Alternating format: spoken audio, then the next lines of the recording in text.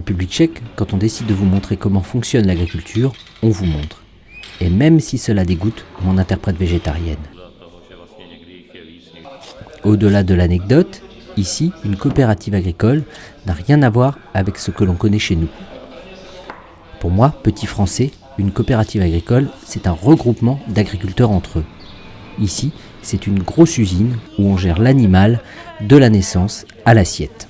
Un patron, des salariés et un vrai décalage avec notre modèle régional où les produits échappent souvent à l'étape de transformation.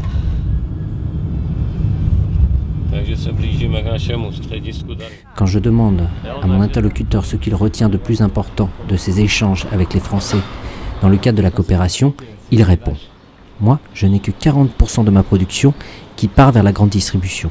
Le reste, c'est de la vente directe. Un avantage, sur certains points, cela me permet de garder la main sur les prix. L'autre aspect, c'est que c'est difficile pour moi d'entrer dans les critères d'accompagnement de la politique agricole commune. » Puis il ajoute « Nos règles d'hygiène sont très strictes ici. Je suis surpris quand je vois chez vous les animaux à côté des produits dans les salons comme Ferme Expo. Ouvrir les esprits à ce qu'il se fait ailleurs. Comprendre les enjeux collectifs en Europe.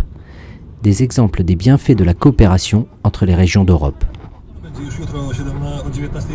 Plus loin sur la route, je rencontre le Franços. Son nom, il le tient d'un ancêtre soldat de Napoléon. Le Franços, c'est une référence à Pardubice. Lui a tissé des liens avec la France en 2010. Ses 3 commerces de centre-ville marchent bien. Il a su se distinguer de la concurrence industrielle. L'idée qu'il a pêchée en France, c'est une nouvelle filière de distribution, le marché. La réouverture de celui de Pardubice est pour lui une aubaine.